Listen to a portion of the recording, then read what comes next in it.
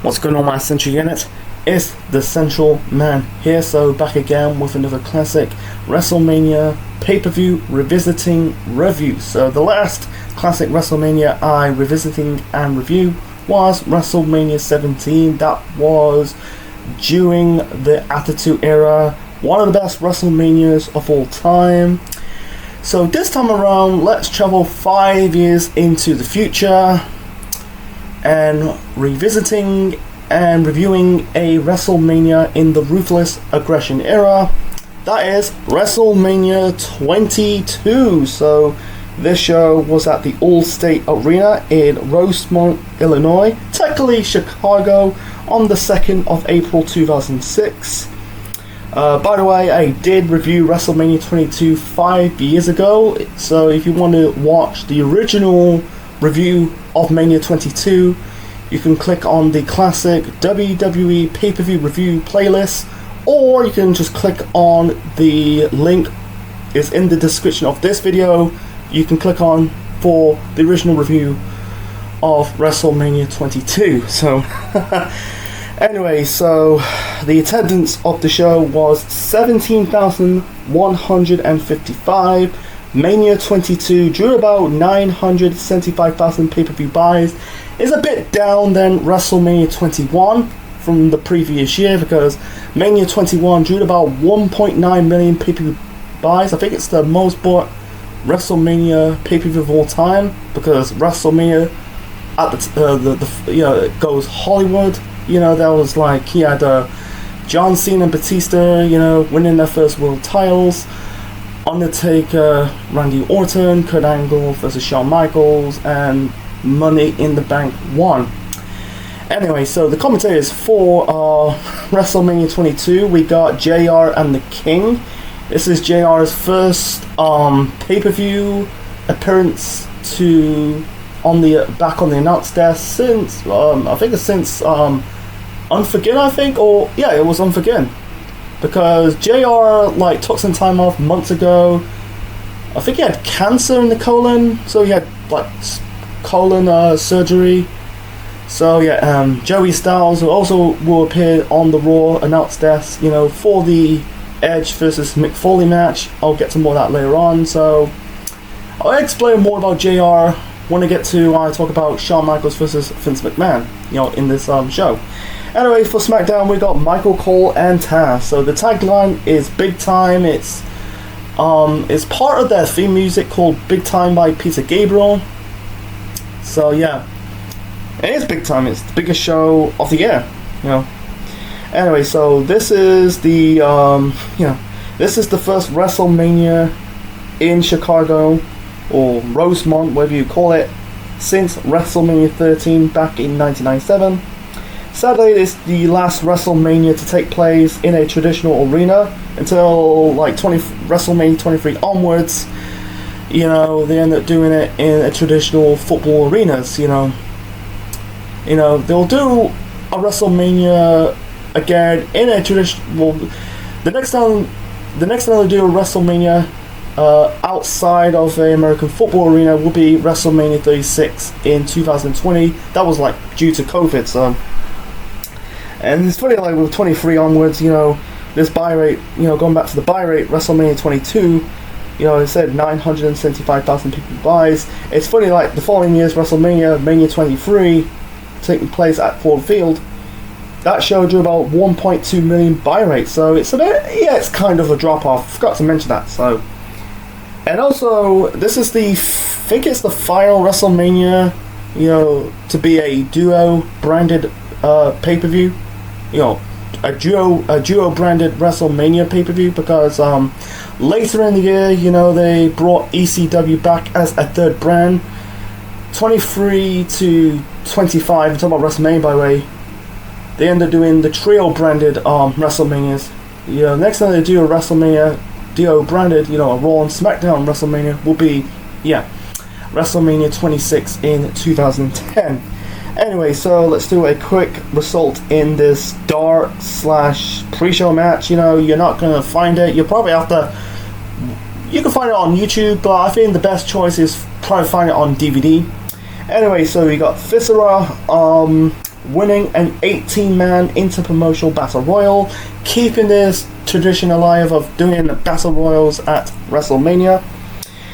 So the first match to kick off WrestleMania 22. Before we get to that, let's talk about the arena before we get to the actual opening match. So the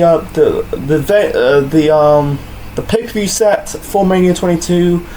You got this looks like this LED board of a build. I think it's a bit of a downgrade than WrestleMania 20, but you had this this tall tower thing. Looks like the statue. It looks like a building because this show's in Chicago. It's a bit of a downgrade for me. And also around the arena there was like banners of wrestlers. It's a bit of a downgrade for this, but seeing this. All the wrestlers, all, around the arena of the banner of the pictures, it's a bit pandering. I think the funny part, I think it had an Eddie Guerrero. I think it had the Eddie Guerrero banner on top of it. Eddie, just passed away, but this whole thing is a bit kind of meh. But anyway, let's get to the opening match. So the opening match to kick off WrestleMania 22. It's for the World Tag Team Championships. Big Show and Kane, the champions, defending the belts against Carlito and Chris Masters. I don't think there's any build to this, the reason why doing this because I didn't talk about the build. I think some matches don't really have any build. I think that this is adds to the last minute. So, Carlito, and this is head cheese booking. I think I said it in my last review. Of my original review of Mania 22, I used the phrase head cheese booking because you're putting two wrestlers with different characters as a tag team for whatever reason, with no build, or what is the purpose. It's still I use the phrase of it, head cheese booking. Because head cheese, Al Snow, Steve Blackman, both got two random gimmicks at the time. And then it's just kind of like, seeing Carlito, who's the Caribbean guy with an afro, spitting, biting and spitting out the apple towards his opponent, and then you got this big bodybuilding dude, is Chris Masters, basically it's just like, some people say it's ripping off, Lex Luger's gimmick as the narcissist, but whatever. Anyway, no build to this. You had the heels beating down Big Show and Kane. I think it's kind of like funny and lame at the same time. You had they beat down Kane, put him in a room, they barricade a door with the forklift, and then Big Show is kind of like the funny part. Big Show is pushing the forklift away. Saying, I'm coming for you, Kane, and Kane's just basically walking, managed to get out of the room. There was probably another door on the other side of the room, and it's kind of lame and kind of funny at the same time. But the match itself, that was kind of more, I find that a little bit funny than this match. It's not to say it was a bad match, it was just kind of not really, there was no build or heat, both guys were kind of formed for whatever purpose. I think Big Show and Kane did tag along a couple of years past. So I think the reason why Carlito and Master was kind of there, they kind of I think it was the start of the year. They kind of formed this alliance. They were kind of the final three in the Elimination Chamber match at New Year's Revolution. In January. So I don't know what the main goal, but anyway, nothing much to talk about this match. It's just basically mostly the funny part, Carlito, what he's trying to do. I think he was trying to do some kind of wrist hold thing on the Big Show. The Big Show had this clueless look on his face, and Carlito with the shock face. I think he's seeing Big Show I think he picked Carlito up and threw it onto Masters. I feel Big Show and Kane had most of the offense than Carlito and Masters, so I kind of keep it short and simple. I think Carlito, he hit the I don't think it was called at the time, but we hit the backstabber. I think it was on not Big Show. I think it was mostly on Kane. So In the end, Kane chokeslammed Carlito for the win, so it was okay. But this was the beginning of the end for both tag teams in this match. You know, they're not as a tag team that much longer. You know, after this match, you had Carlito and Masters arguing. So yeah, both tag teams will never like be a tag team much longer because Carlito and Chris Masters, you know, they end up like breaking up. You know, Carlito turned babyface. I think they had the match at Backlash a few weeks later. Yeah, and then and then you know, Big Show and Kane, they were the tag team champions on Raw. You know, they end up dropping the belts. I think it was the Spirit Squad, and then this was the start of Kane's storyline, the May 19th storyline. You had the Imposter Kane. You know, that was just promoting See No Evil. And they had the match at Backlash. You know, go watch my review of Backlash 06. You know, on the classic WWE pay-per-view review list for more information. So yeah, it was just like knowing that they're both tag teams are just in this match and not going to be a tag team for much longer. So not a bad match, was just kind of there.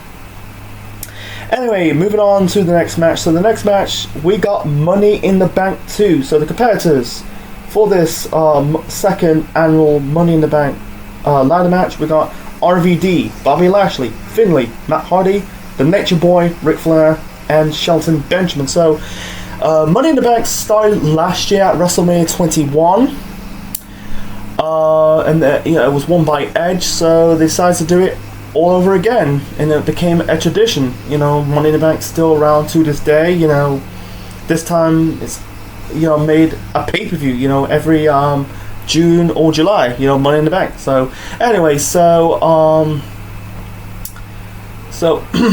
you know, I feel like this match, like, I think that it was a good match, but I feel like there've been bad Money in the Bank matches in the past. Because it's funny, last year, you know, for the 20th anniversary, I know for Money in the Bank, you know, I did like ranking the Money in the Bank holders, but I missed the opportunity to do, you know, ranking the men's Money in the Bank ladder matches. So I might do it in the future. Who knows? Ding ding. Anyway, so Ric Flair stood out like a sore thumb because I think this is probably his first ladder match he ever done. You know, he's never been in this environment ever. You know, yeah, Ric Flair did appear in some hardcore like matches, but not a ladder match. You know, like before that, you know, you had one spot with Shelton Benjamin. You know, Finlay. You know, you had I think he placed the ladder onto Finlay.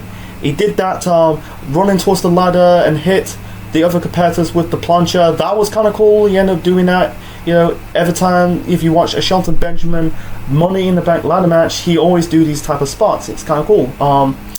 The one scary spot is Ric Flair. You know, Matt Hardy hit Ric Flair with I think it was a sunflip power. No, he suplexed Ric Flair off the ladder, and Flair was screaming like hell. He looks like he broke his leg.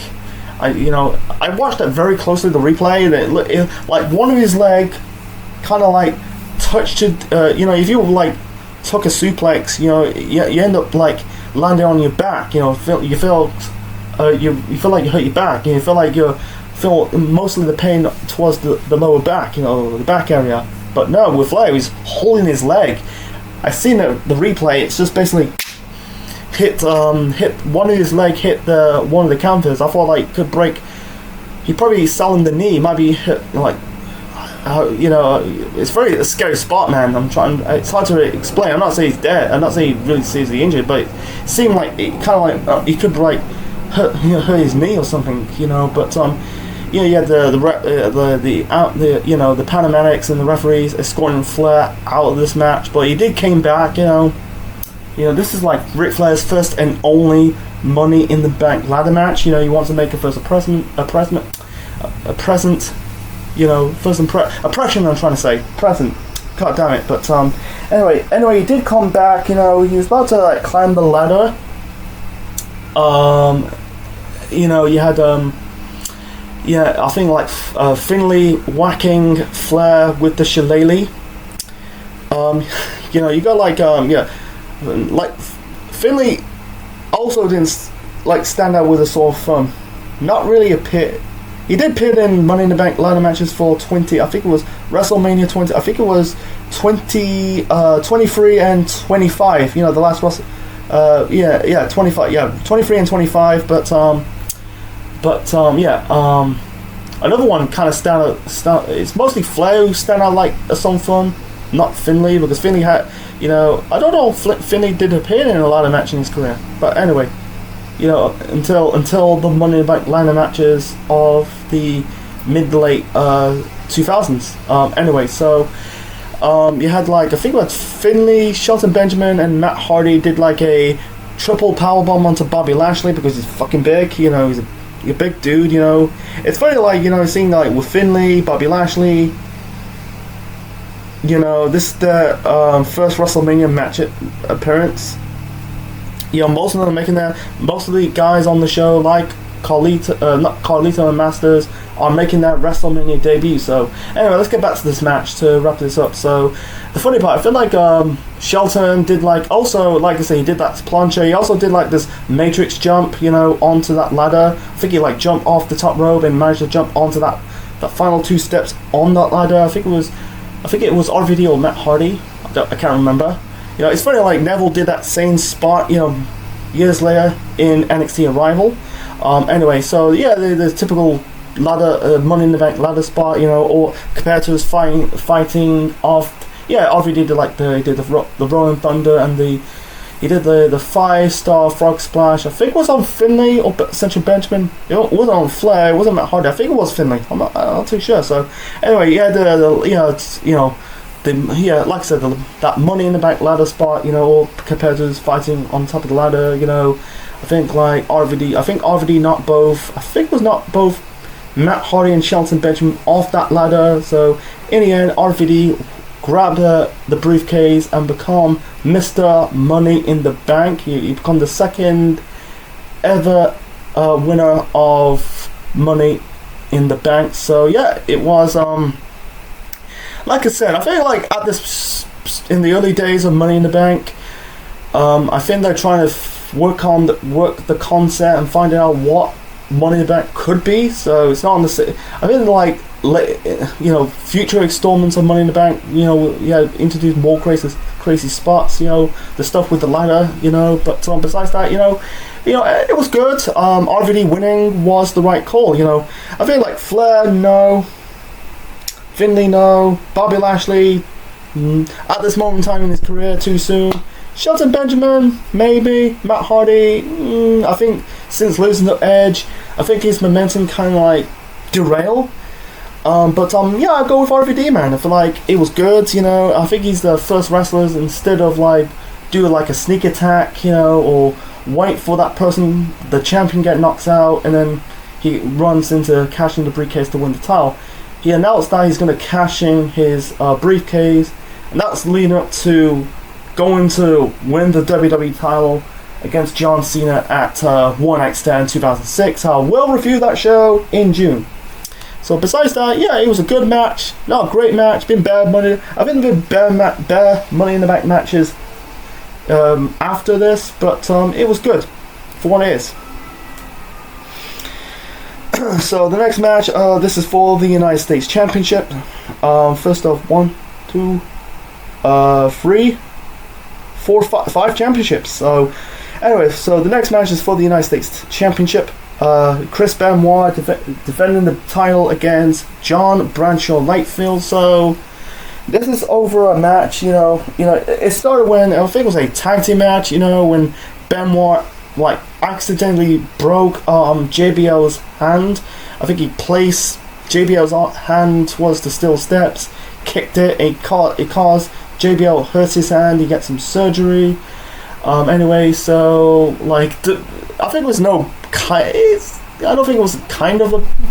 I don't know. I don't think it was like kind of a push, kind of a build to this. You know, like you had JBL compete in a beer drinking contest with Stone Cold Steve Austin on the at Saturday night's main event. This was like a month before WrestleMania 22. You know, you had Benoit embarrassing JBL. You had Austin throwing beer towards JBL, hitting with the stunner. Anyway, you know, JBL bragged towards Chris Benoit, says, I beat Eddie Guerrero for the championship. If I beat you for the title, I'll become the most tactical wrestler of all time, because Eddie's a tactical wrestler and Benoit's a tactical wrestler. I think Benoit. I think I watched. You can find it on YouTube. It's called TH14. It's really showing like builds to their matches towards a pay-per-view. It's really good. Anyway, so Benoit being like Road Warrior Animal. He said to JBL, make sure your hands heal. That's your tapping out hand. Anyway, so you had the car, JBL's limos underneath the ramp. He shows up with Jillian Hall. This is years before she's doing the singing gimmick. She was like JBL's PA, personal assistant, whatever. She was really good. I like her outfit. With the tits. I think she had fake with the fake tan. It's funny right now. You see pictures of Jillian Hall right now. She's a brunette or raven hair with darker hair, compared to her days in WWE. She had blonde hair. So anyway, there was a guy with a sign says, towards JBL, beef jerky and beefy jerk. The match was good. I think it was a good match. I think JBL, he got heat towards Eddie.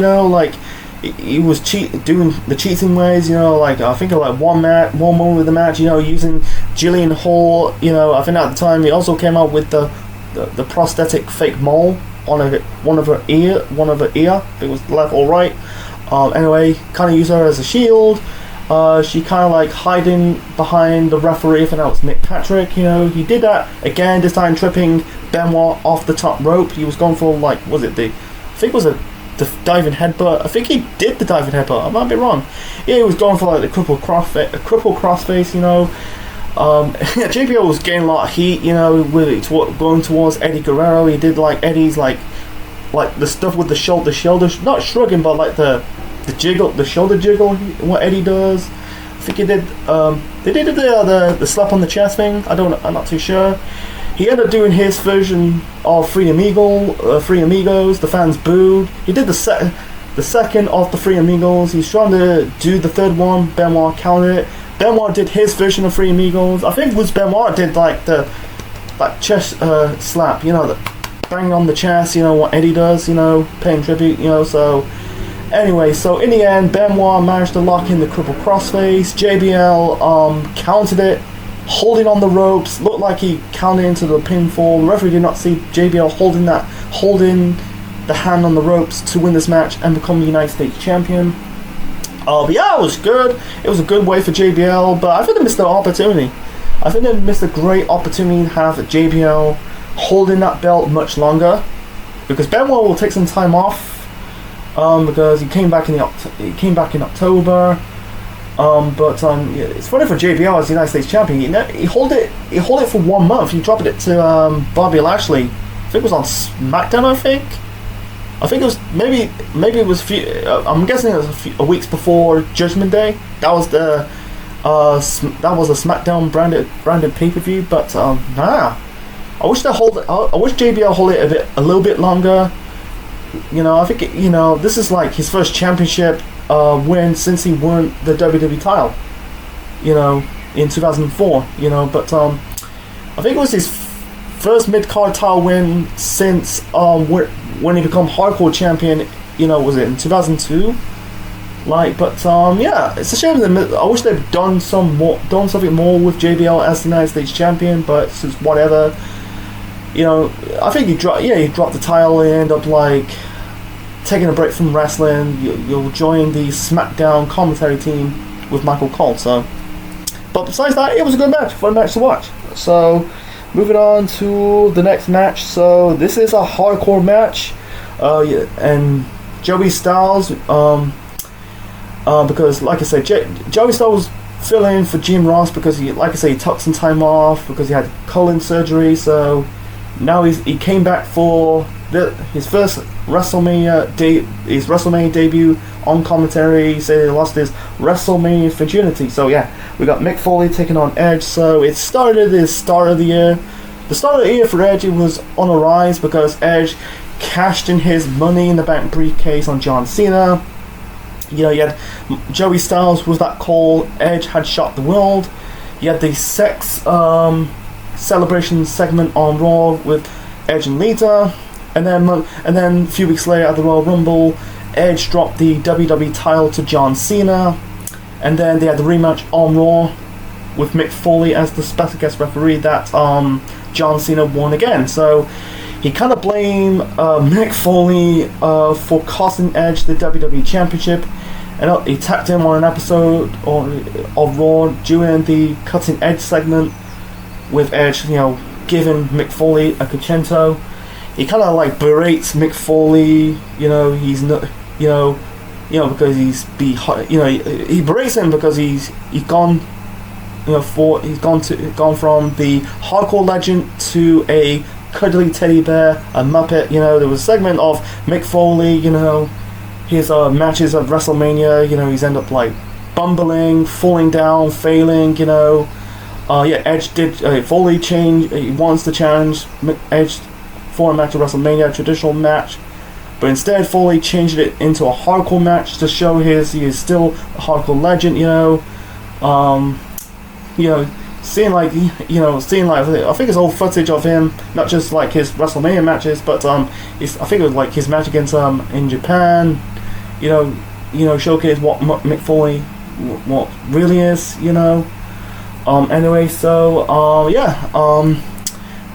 This match is actually fucking good, man. It's a really good match. This is Mick Foley's best ever WrestleMania match he had.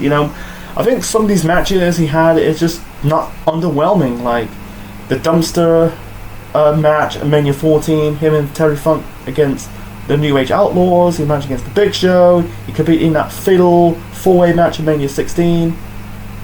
And then the last WrestleMania match he competed was against him teaming up with The Rock against Evolution. But this was probably his best WrestleMania match. It was physical. It was fucking violent. They're using the cooking sheet. Was it the cooking sheet pan?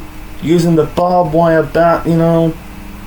There's one spot. I think Edge was tangling on the ropes. Foley trying to charge towards Edge with the barbed wire bat. Lita climbed up and Foley's back. Foley did the Cactus Jack clothesline. All three people stumbling out of the ring. Foley did the Foley did the I think it was he kind of wrapped. It's funny part. This one spot, good spot. Edge hit Foley with the spear, but he was in pain, and Foley's like underneath. He wearing like this grey shirt, I think it was grey or dark blue shirt, but instead he was wearing some barbed wire around his waist. That was creative. It's similar to when Bret Hart, when Goldberg speared Bret Hart, and Bret's wearing this metal plate around his underneath his shirt, hockey jersey, I think. He did they used like the barbed wire bats, on each other, with the like rubbing each other's face with the barbed wire. Foley did that traditional spot, going like his legs clipped towards the steel steps. Ooh, that's fucking bad, towards your knees, man, like towards the kneecap. It's like, anyway, I don't think you'll rupture something. You probably just feel a nasty bang on your knee, on your or knees. Anyway, Foley did like the spot with got Mr. Sacco, wrap it round, the barbed wire around Mr. Sacco. He did it towards Edge, and also did it towards Lita. Lita was selling her mouth. Her mouth probably was bleeding. After this, probably won't eat for a little bit, because because they got spikes around the barbed wire.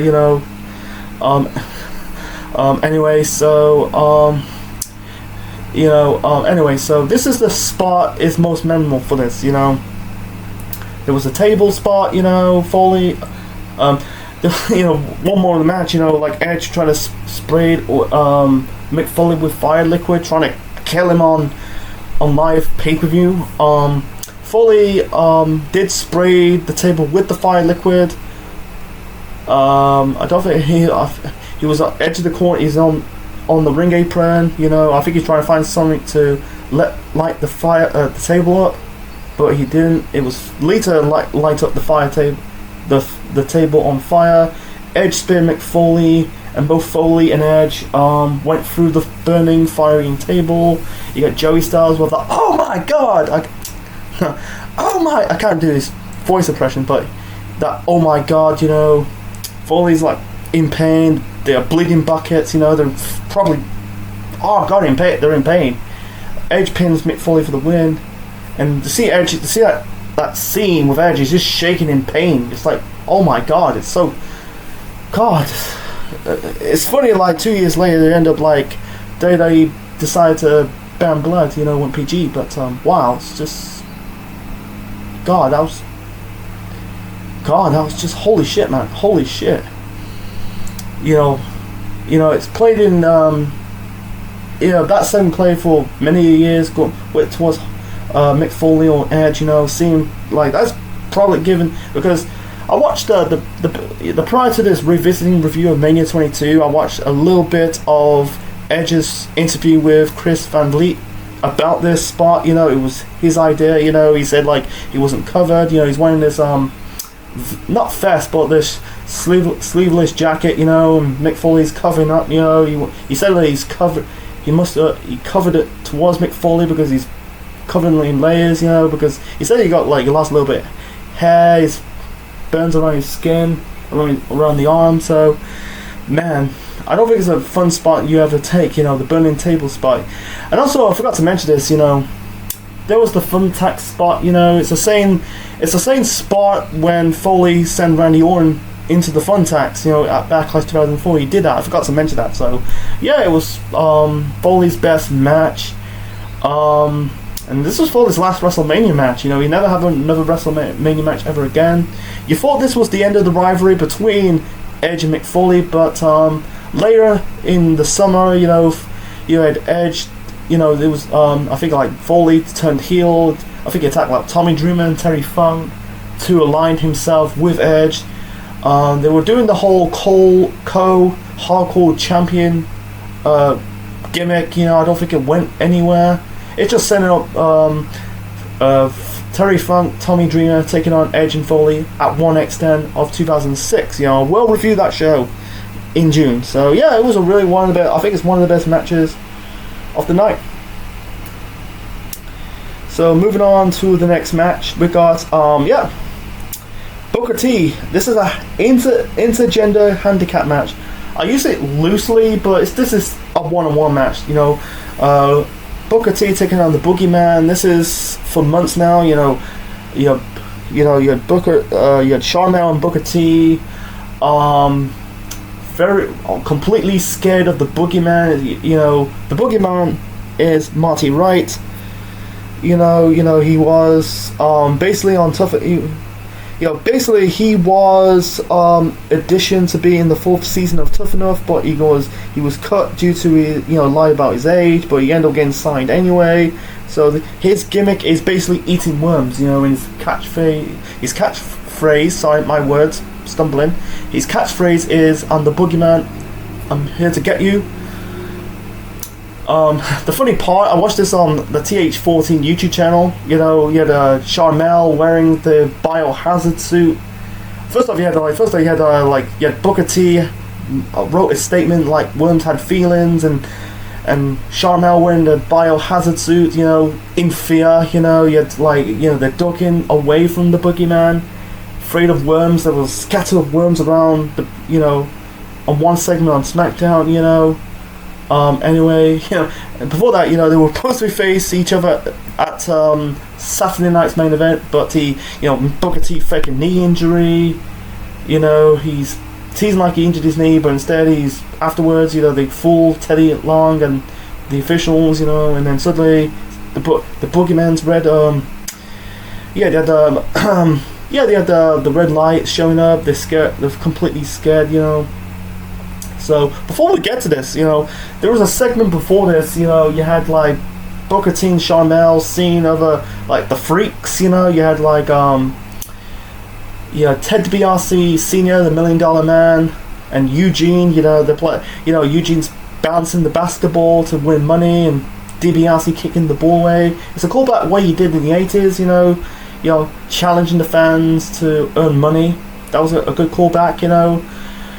You had Pirate Paul Burchill, you know, because the reason why he did that gimmick because of the, I think it was the sequel to Pirates of the Caribbean film came out. You had Snitsky licking the feet, I think it was Mae Young, not Fabulous Moolah, but seeing like Snitsky with the Fabulous Moolah, Mae Young, and he's licking the feet of Mae Young, you know. You had, yeah, and then you got like Goldust dressing out like Oprah Winfrey, and he said, "Tell Booker you gotta release your inner freak," and he basically, you know what you do to put those worms. He kind of whispered at Booker T's ear. He did his catchphrase, "Tell me you do not say that," you know. You're a bunch of freaks, you know. I think they missed a great opportunity to have Ron Simmons showing up, you know, and you know, with the damn and. Can't do. Sorry, my throat's a bit dry, but you know, that damn, you know, his catchphrase, you know, what the reaction you've seen, like Booker. It'd be good if he showed up and what Booker T and seeing Booker T and Sharmell's faces, they look puzzled and confused. It'd be more confused seeing Ron Sims out there with the damn. But yeah, it was fun. This is much funny than the actual match itself. The match itself was okay. It was not good. Is it a terrible match? Is it a good match? No. Is it a bad match? Well, not really. It's just a match. It was just kind of there. Not really like the tag team title match from the opener. I don't think it wasn't really a WrestleMania worthy match. You know. Yeah, the smoke around the arena. Like one more of the match, you had Sharmell grabbing the Boogeyman's was it his staff? You know, looking in fear. The funny party, I think he had the worms in his mouth, and kind of give Sharmell a wormy kiss. That was kind of funny and disgusting at the same time. You know, it's weird with the Boogeyman. You know, people are literally afraid of the Boogeyman, but he's supposed to be a babyface, but they completely scared of him. You know, I don't want to get into the whole Boogeyman thing. It'll take me all day, but anyway, he hit Booker T with a double arm chokeslam powerbomb thing to win this match, you know. And yeah, I think Booker said in interviews that, you know, he suffered a tricep injury leading up to this match, so they kept it short and simple for the best man. If they did like a 10-minute match, something like that, I don't think it'll be a much boring match, but 3 minutes is like it was a good way. It didn't really, like, you know, I think the fans will still blow up, you know, because of that match between Mick Foley and Edge. Anyway, but yeah, the handicap match, you know, I don't think Sharmell is not a wrestler, man. She's never, you know, we're years away of that infamous match at Victory Road 2009 between her and Jenna Maraska, but she's always been a valet in WCW and WWE, you know. I don't think they really hurt Booker, because Booker is going to be in that push over Horizon. He's going to, like, in May, he's going to win the King of the Ring tournament, and then in July he's going to win the World Heavyweight Championship, so it didn't really hurt him, you know, but I think it was designed to get the Boogeyman over.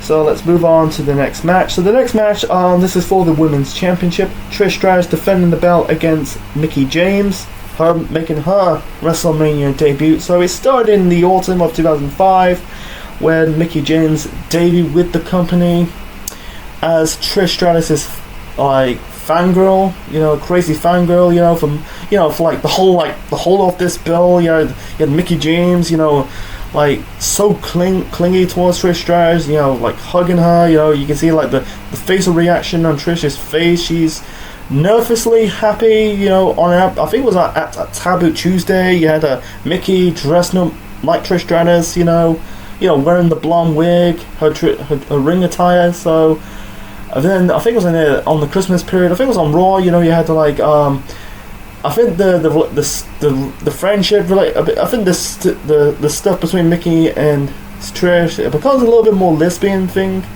There was a segment on Raw. I think it was on Raw when Trish, not Trish, Mickey kissing Trish underneath the mistletoe. It really, Trish tell Mickey that they need her space apart, because you can tell because they're uncomfortable, because Mickey always hugging Trish, probably I feel like it was kissing her. I think kissing her on the cheek or something. It was kind of more like got a little bit more of that lesbian vibe of it. Afterwards, then on Saturday Night Main Event, you had the segment. I think it was a match after that. You had Trish. You had Mickey kissing Trish again. Suddenly, Mickey turned on Trish. Shouting, "Do you love me now? Do you love me now?" I think there was one segment. I think I mentioned it in the original review of Mania 22, but I'm gonna review it right now and talk about it right now. Is I think Mickey was wearing a blonde wig. I think it was near a bar or a hotel, something like that. I think she's trying to frame Trish and screaming, "Get off me!" Blah blah. He looks like she's crying, but she's laughing at all the time. I'll give props with Mickey. I think she pulled this character up. Pulling off really good, with this being this psychopathic fangirl, people compare this to AJ Lee. That's a different character, man. I think we don't get that type of character, this psycho chick, until probably Tatum Paxley, the current wrestler from NXT, doing it, being this psychopathic character, anyway, so chasing her opponents with the chainsaw. Anyway, so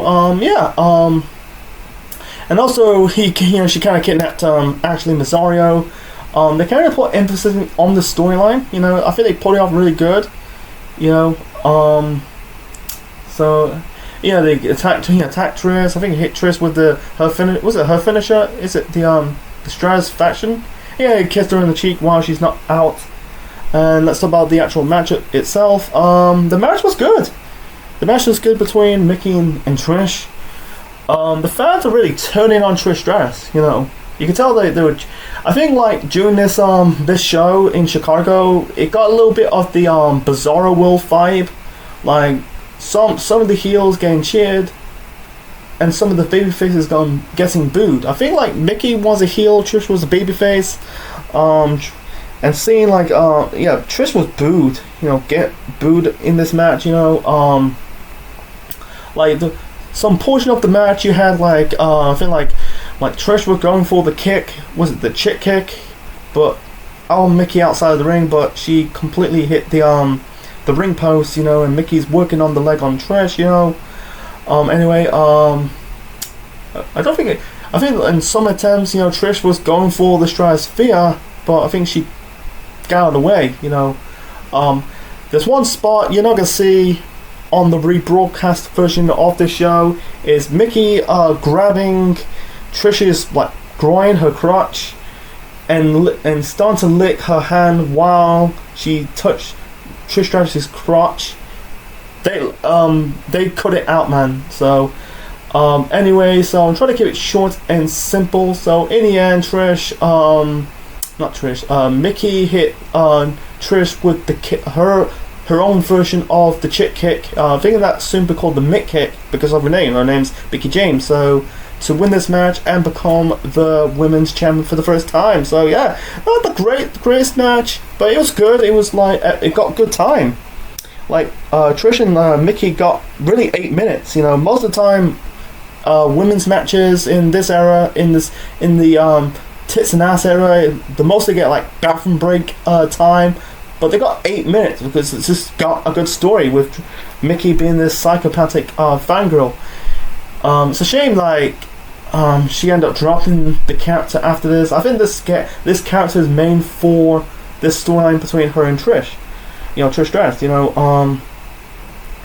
Like, I think, the fans were they were booing Trish Stratus. Trish is one of the best female performers of all time, but she was getting booed. I think it's due to like Trish holding that. I think it has to do with Trish has been in that women's position far too long. I think the people getting really sick of Trish. I think they need more like fresh blood.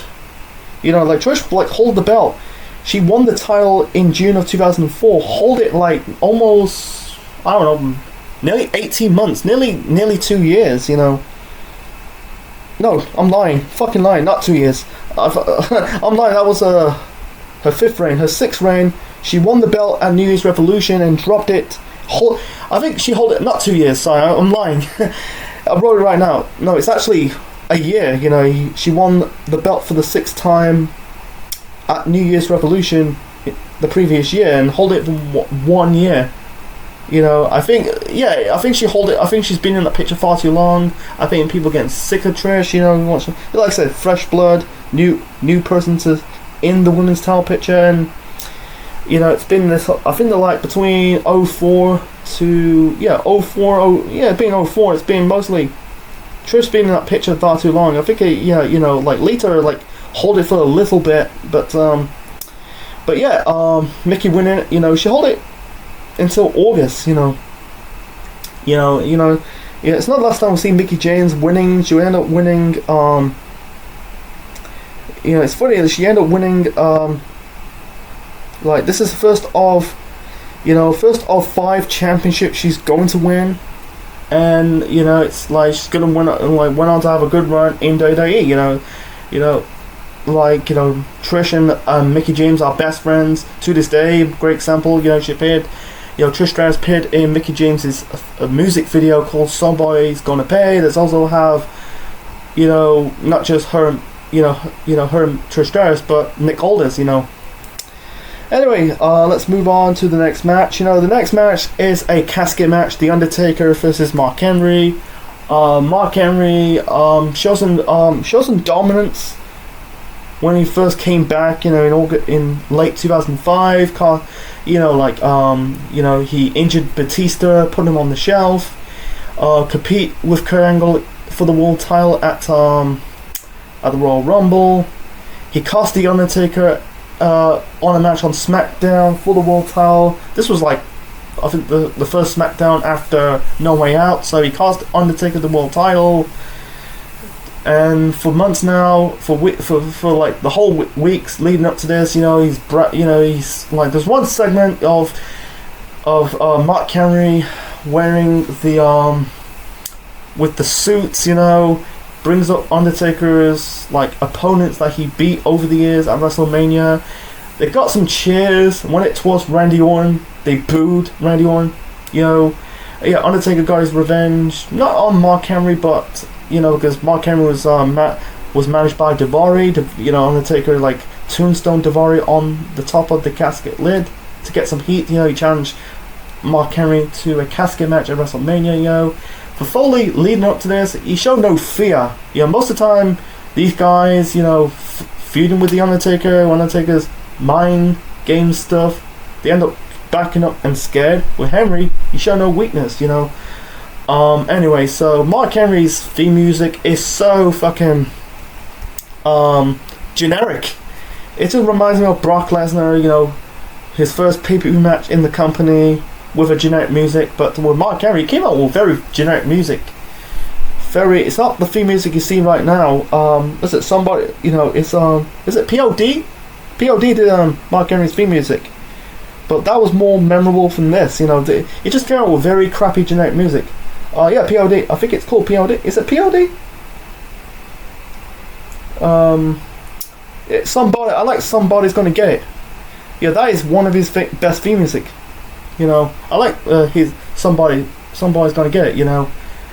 This is just so generic. I don't know. It's just one of his. I think it's because Foley. I think Mark Henry got a lot of injuries. This is this time you can tell he's slotting in that spot. I think they're planning to build Mark Henry, but anyway, so the match between Undertaker and Mark Henry, not a bad match. It was just like, it's just, you know, like, it's basically big man versus great big man, because Undertaker's taller than Mark Henry, but I'm talking on size, you know. Undertaker, you know, Mark Henry's 400 pounds, Undertaker's 300 pounds, you know. So the casket matches, they end up being hit or miss. Anyway, I'm trying to keep it short and simple, folks. Anyway, so I'm shocked of Undertaker, you know, like, you know, like Henry was going for the punch. He was going for the punches, you know. Undertaker hit Mark Henry with a kind of crappy last ride, you know. He did like that typical suicide dive off the ropes, you know. Is it the plunger? Yeah, that suicide dive over Mark Henry, like through over the casket, you know. In the end, he managed to hit Mark Henry with the Tombstone Power Driver, put him in the casket to shut the lid, and Undertaker is 14-0 at WrestleMania. So I think they tried to make Mark Henry a threat towards the Undertaker to break his streak. But I'm really shocked about Undertaker's side. Like, he managed to pick up Mark Henry, because Undertaker's not known for his physique, like, you know, with muscles. You know, he's just a very tall dude. He managed to hit Mark Henry with the Tombstone and the last ride. That was kind of like impressive, you know. They'll end up continuing. It's funny, like, they're gonna have that rivalry the following year. You know, that's another story for another time. But with Undertaker knowing that he's gonna have one of the worst feuds of his career, he's gonna end up feuding with the Great Khali. He's coming very soon over the horizon.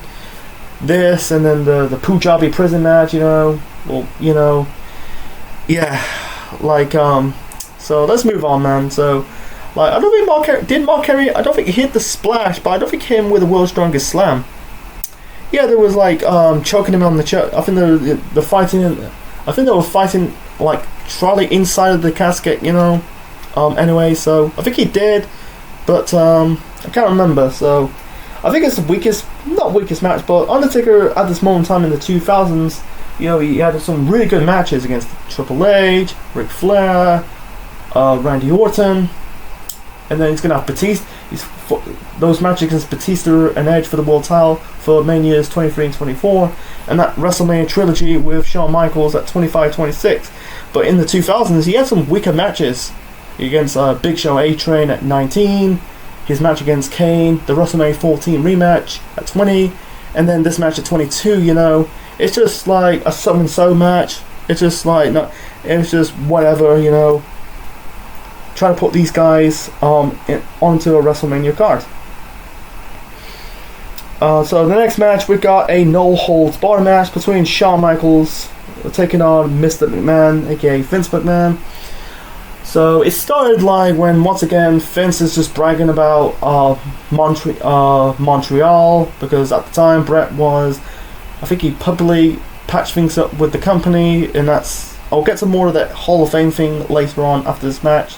So yeah, Vince won't stop talking about Montreal. Shawn Michaels says, let it go, fight in the peace, you know, because Shawn Michaels is a born again Christian. You know, for months now, you had Vince is basically making Shawn Michaels' life a living hell, getting beaten down by the Spirit Squad. He ended up joining the Vince McMahon's Kiss My Ass Club. You know, that in 2006, it started in 2001, continuing in 2006. They brought back the Kiss My Ass Club. Jesus. I think he ended up like Marty Jannetty ended up like fighting for the honor of Shawn Michaels. You know, I think he wants a contract. He wants to break up. To do that, he needs to break Chris Masters' master lock. But he ended up joining Vince McMahon's Kiss My Ass Club. So, you know, Shawn got drugged by Stephanie. You know, he got removed from the Gold Rush tournament. So yeah, Vince is making Shawn, because he's also Shawn. You know, he wants Shawn to retire. He ripped up the contract. You know, I think Shawn got one revenge on Vince. He threw a jug of piss towards Vince in shame, and also he lost to Shane. I think on Raw and Saturday Night's main event. One of them, I think it was at that Saturday Night main event. You know, Vince pulled a Montreal Screwjob onto Shawn Michaels. He basically, because Vince screwed Brett, or and now he's like Shawn screwed Shawn. I don't know. They're really like starting to beat the fans over the head with a Montreal Screwjob. They'll do it for the next several years. I'm glad they stopped it right now. It's just getting old, But anyway, and also he got. There was a bandage around his forehead because he got beaten down by Triple H, during Vince's match against John Cena. I'll get to that portion when we get to the main event. So, and also JR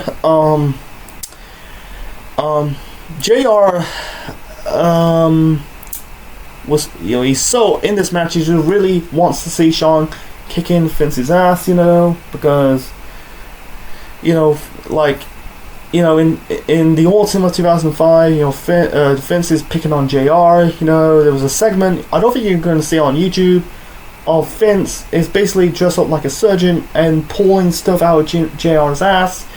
And then you got the whole McMahon family, Vince, Shane, Stephanie, Linda, basically humiliating JR.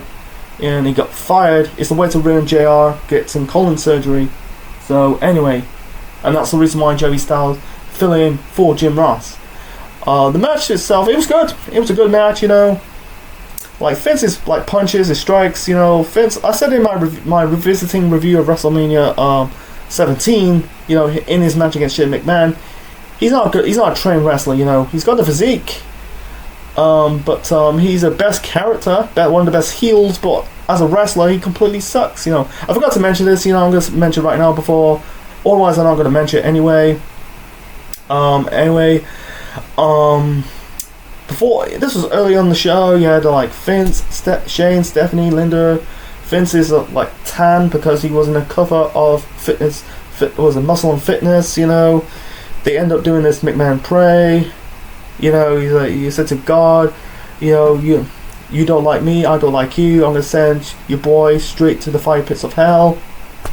I think this is kind of the start of the whole Vince McMahon versus God thing, that will continue all the way to Backlash, Anyway, so let's talk about the actual match itself. It was good. Like, people want to see Shawn kicking Vince's ass, and you kind of grabbed like the photo frame of Vince in a cover of Muscle Fitness, slammed it across his head. Shawn overcome like the Spirit Squad members. They did like their traditional five-person powerbomb. Shawn hit like the megaphone onto the members of the Spirit Squad, overcome Shane. Like Shane got involved, hitting Shawn in the back with the candlestick, and then there's one moment they once again trying to induct Vince McMahon, Vince and Shane trying to induct Shawn once again in the whole Vince McMahon's Kiss My Ass Club, but instead Shawn turned it around, and then Shane now also joined Vince McMahon's Kiss My Ass Club, and the one line for JR says, "You're a 60-year-old man showing your ass on TV, on national TV." I gotta mention this on the whole Mickey James licking his hand thing, but I'm gonna say it in my overall review of it. But anyway, so like Shawn hitting Vince with the chair, he bled. I think he bled before that. He went head first on the photo frame of him in the cover of Muscle and Fitness. Anyway, Shawn T, like, he handcuffed Shane onto the ring, on ringside, handcuffed him. He's about to go for Sweet Chin Music, but he stopped. He's trying to do it again with the normal size ladder, stopped, but instead he grabbed the table. He grabbed the Jeff Hardy bigger ladder, grabbed the table, placed Vince on the ladder, placed the trash can onto him, climbed the tallest ladder, did the cross chop, and give him the diving elbow off the tallest ladder. And then afterwards, he said to Vince, I'm going to kick your teeth down your throat, hit him with the Sweet Chin Music to win this match. Afterwards, you had like the paramedics and the referees escort Vince, and Vince giving Shawn Michaels the middle finger, and If then it's funny, like that could be a good ending to this rivalry, but nope, they continue it because, like I said, they'll do the whole Vince McMahon versus God thing. You know, Vince and Shane going into a church. Vince is messing around with holy water. This is set up a handicap no holds barred match at Backlash. You know, I think it was Vince and Shane taking on Shawn Michaels and God. That led to, you know, like the Spirit Squad getting involved, and you know that Joe with that line saying that is bullshit. And they continue into the summer when Shawn Michaels and Triple H reform DX against the McMahons, you know. So yeah, it was really one of the best matches of the show. Like Vince in hardcore matches, they never be bad, you know. Whether it's against Shane, winning against Hulk Hogan, against Shawn Michaels, you know. You know, I think the worst hardcore match of Vince in a WrestleMania was against Pat McAfee at Mania 38. Don't want to get into it. Go on watch my review of Mania 38. So anyway, Mania 38 review. Anyway, so let's move on to. This is a triple threat match for the world. Actually, forget that. Before we get to that, I forgot to mention the Hall of Fame thing. You know, I'm gonna tie it into this match. So, by the way, Bret Hart, you know, the Hall of Fame induction the previous night, you know, and Howard Finkel informing the fans that Bret Hart's uncomfortable to show up because maybe he did because, like I said, in 2005, Vince and Bret put things up. Bret's in the Hall of Fame, got inducted by Stone Cold Steve Austin, you know, and it's a shame. Like, I think it's one of the first of many holy shit moments of that person being inducted into the Hall of Fame, you know, like we did years later with the Ultimate Warrior, Bruno Sammartino, you know. Like you won't see Bret again on WWE programming, like in the live crowd portion of it until 2010. So anyway, there was a segment earlier with Josh Matthews interviewed Mean Gene Okerlund because he got inducted into the WWE Hall of Fame. Randy Orton berates Mean Gene Okerlund, says you're in the Hall of Fame for 35 years. Yeah, you're in the Hall of Fame because you're holding up a microphone for 35 years, and Mean Gene Okerlund says, "Give me a break," you know. You know, he kind of brags about, "I'm gonna be in the Hall of Fame. Like, I'm gonna be in the Hall of Fame for nights like this." He's gonna win the World Heavyweight Championship. You know, he had this confrontation between him and Batista. Like I said, in that Mark Henry match against the Undertaker, you know, he put Batista out on the shelf because he suffered a tricep injury. So.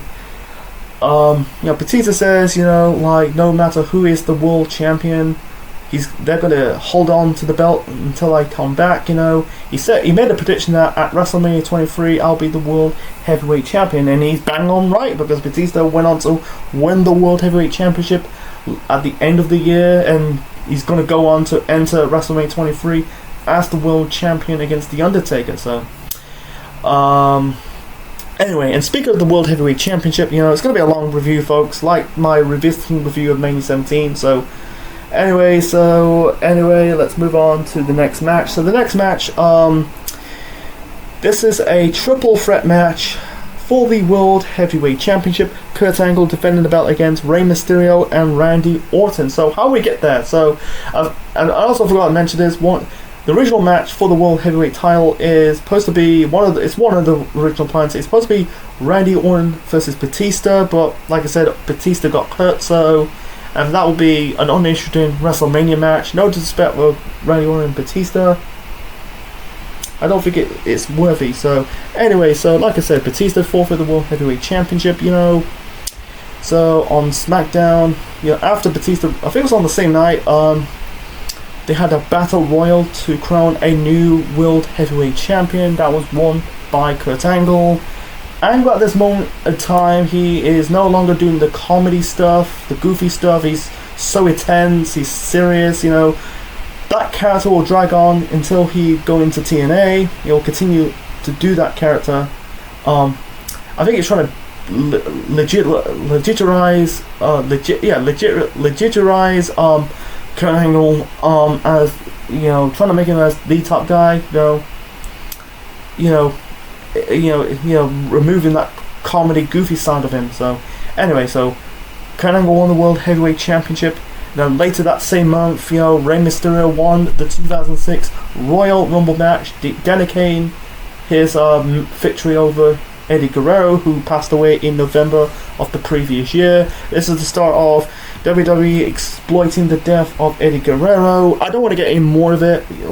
I'll be there all day, but it was a bad call. You had Rey wearing the EG armband on his arm. I feel like it's so forced. They'll do it explain wrestler's death, with exploiting the death of Paul Bearer in CM Punk's feud with The Undertaker, and then with Jim the NFL 9 hard years later. But it's so forced. You could tell in this match the fans were booing Rey Mysterio because one, you're just alienating and pissing off the fans of Eddie Guerrero, and also at the same time you're just pissing off, ignoring and alienating the people who like Rey Mysterio. But you had Orton bashing Rey.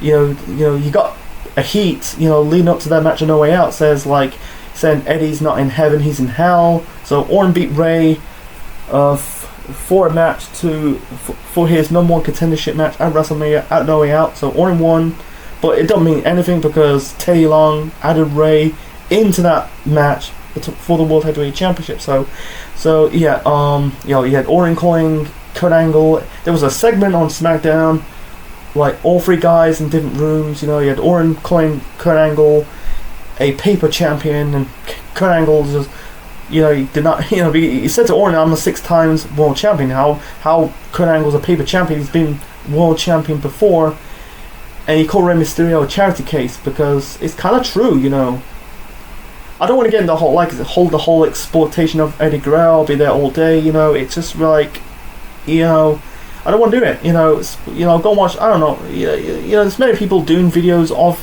this exploitation of Eddie Guerrero, but I'm just going to talk about the matches of the show. So yeah, it's kind of they're on Orton's side. So yeah, Rey came out with the performance of. PODs did Rey Mysterio's song, not Mark Henry's song. I don't know who did Mark Henry's song. I know someone's gonna get it, I don't know, but anyway, so he came out with his live performance of Bianca 619, Rey Mysterio's song.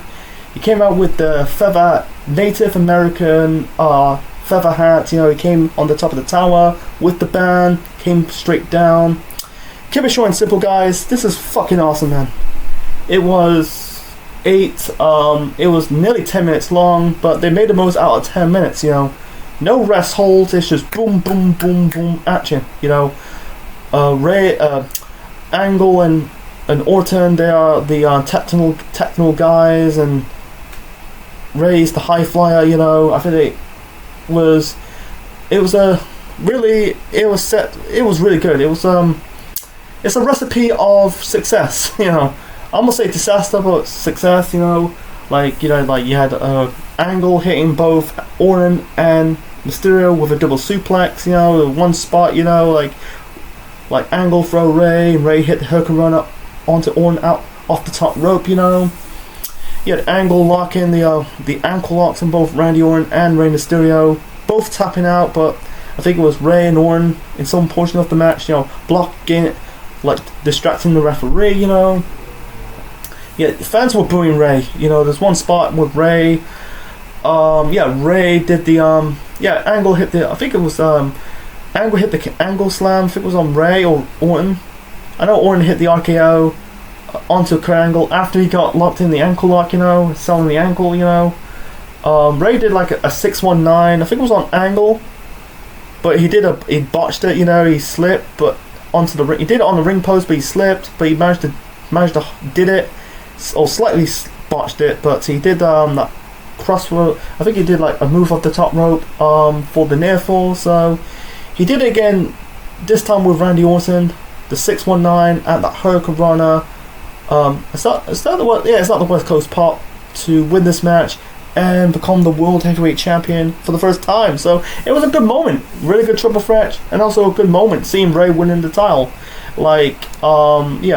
the reason why Ray was there, I think that's one of the reasons why Randy called him a charity case, because you were only there, winning the Rumble, and because of Eddie, because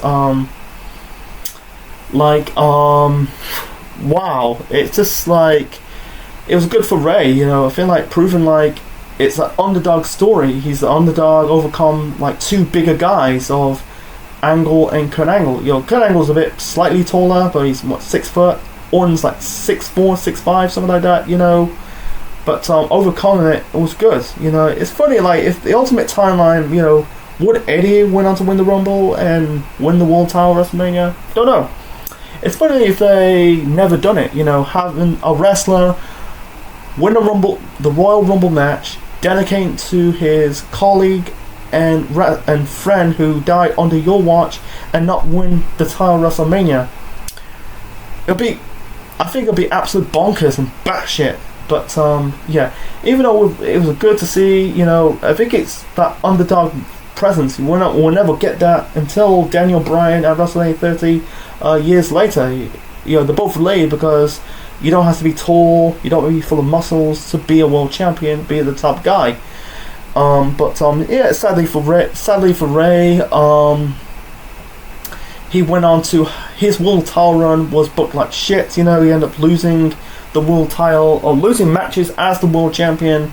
He ended up dropping the title a few months later at Great American Bash 06 to King Booker by the help by Chavo Guerrero, that set up Ray and Chavo for SummerSlam that same year. So, if the original, I think it was supposed to be 18 minutes, but they cut it down to 9.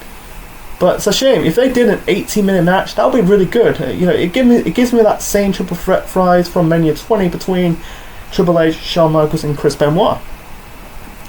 So yeah. So let's move on to the next match. Short and simple, guys. We got a Playboy Pillow fight night, or fight match. Playboy Pillow match. Pillow fight. It's technically a pillow fight, actually. Tori Wilson versus Candice Michelle. To be fair, it's just a piss break match.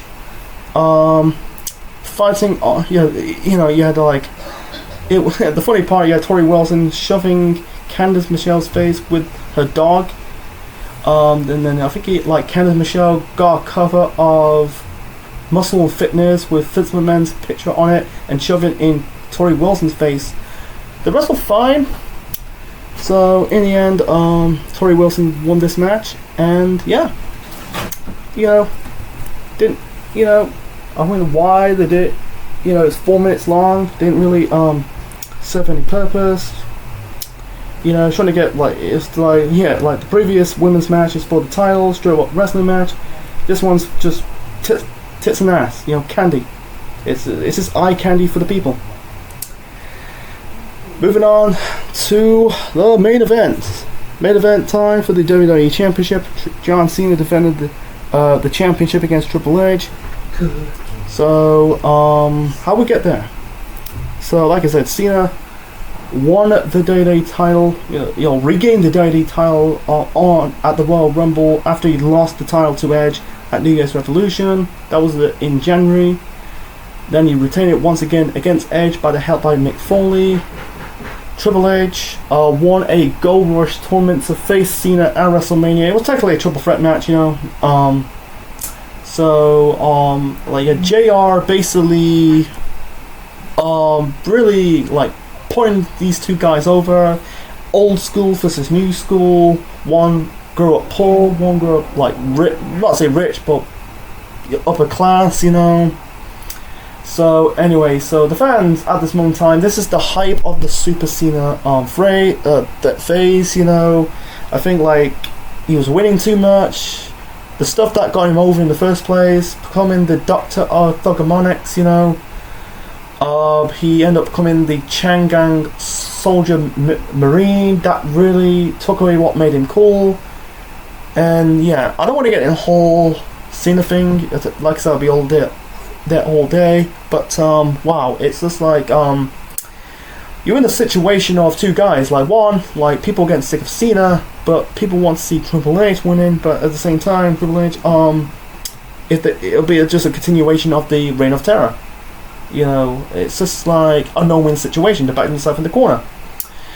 So anyway, Triple H came out with the he came out with King of Kings. That was a song by Motorhead. He's sitting on the Iron Throne with the crown. He looks like a fucking. To be honest, he looks like a fucking Viking. You know, I'm gonna say Triple H. He looks like a Viking. Like he's got the long hair, he's got the beard as a Viking. Like it's funny, like he's almost rumored to be cast as Thor in 2011, but I think he missed out with Chris Hemsworth. But wow,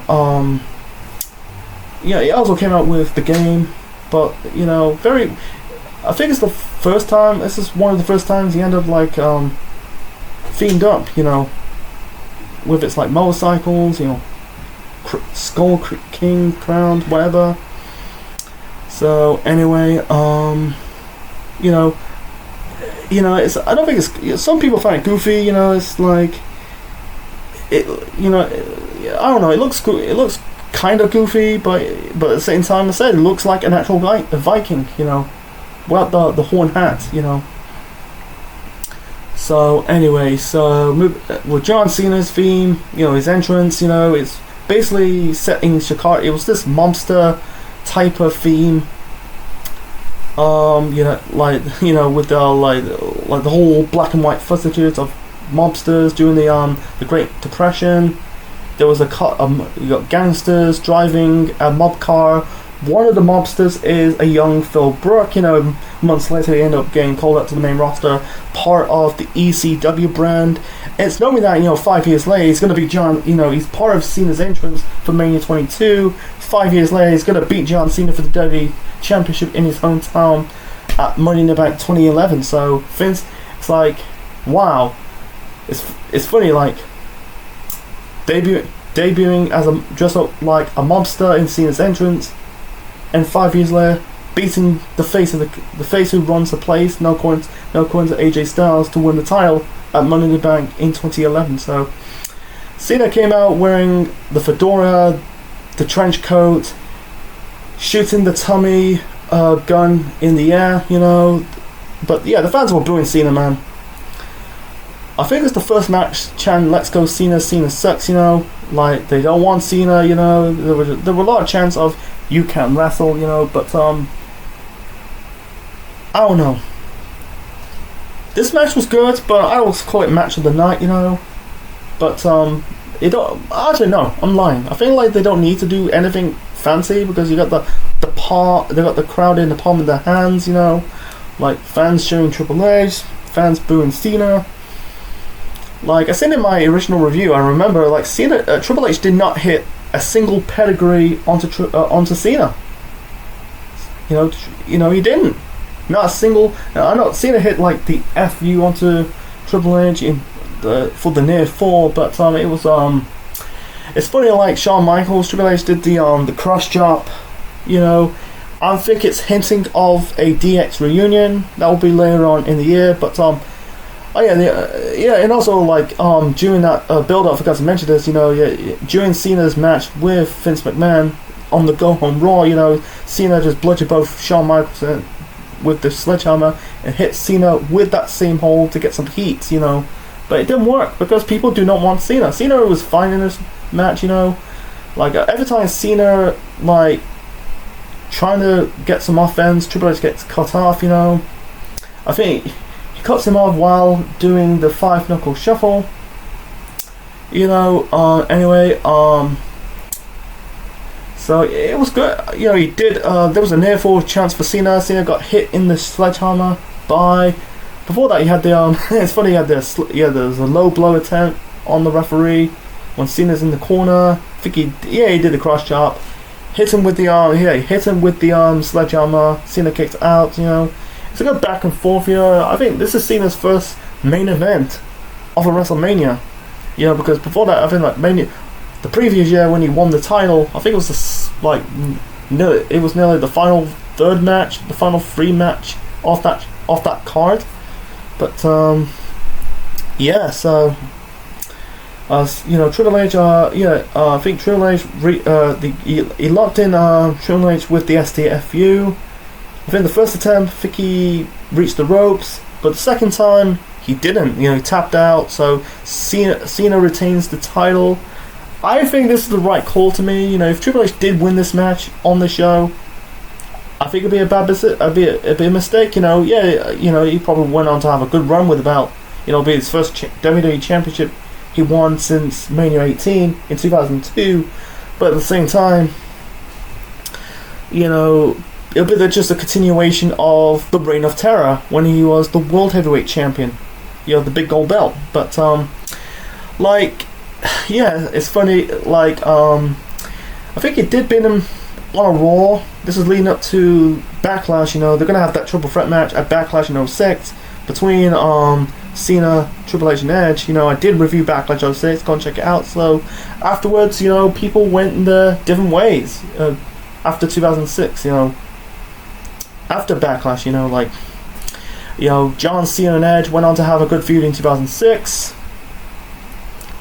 Triple H and Shawn Michaels reformed DX, a feud with McMahon. So yeah, maybe it ended up becoming interesting.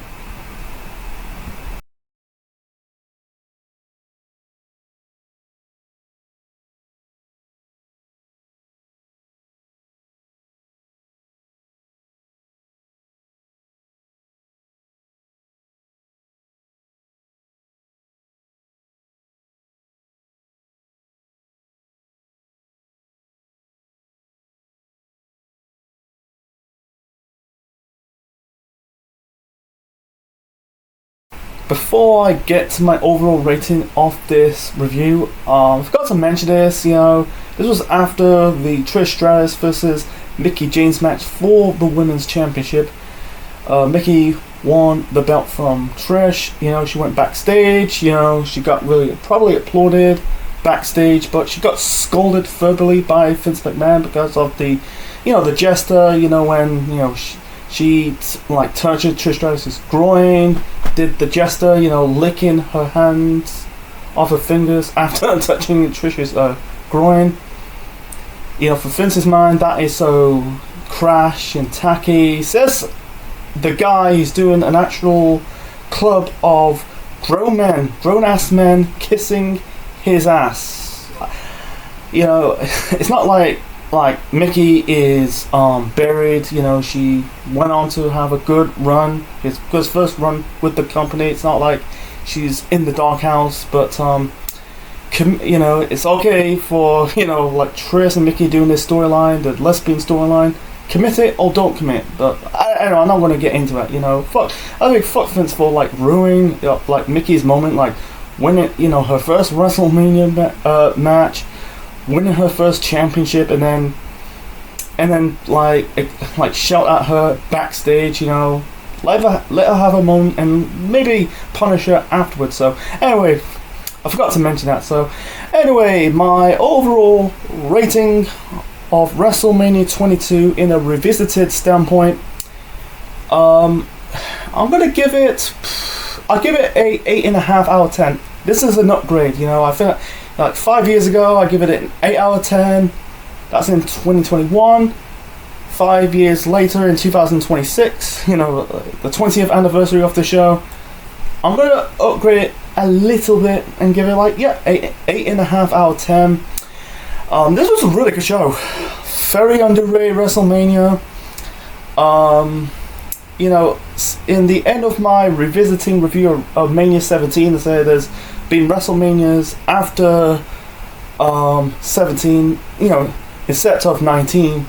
There are good WrestleManias, but not on the same par of 17. But I think 22 could be up in that mix. The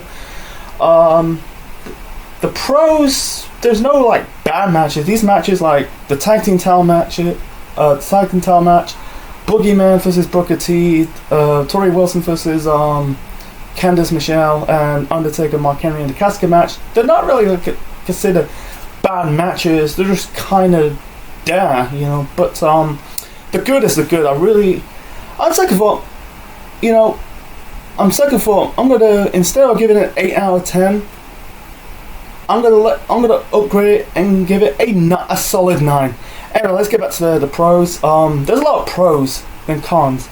I like Money in the Bank 2, Vince versus Shawn, JBL versus Chris Benoit, Trish Stratus versus Mickey James, the Triple Threat World Heavyweight Title match. I like the segment with Booker T and the Freaks, and I think Cena and Triple H was a good match. Not their great match, but it's kind of building John Cena's like credibility. He's gonna have a great match against Shawn Michaels at the following year's WrestleMania. But yeah, really awesome show. I advise you watch WrestleMania 22. Not a lot of bad, but mostly good.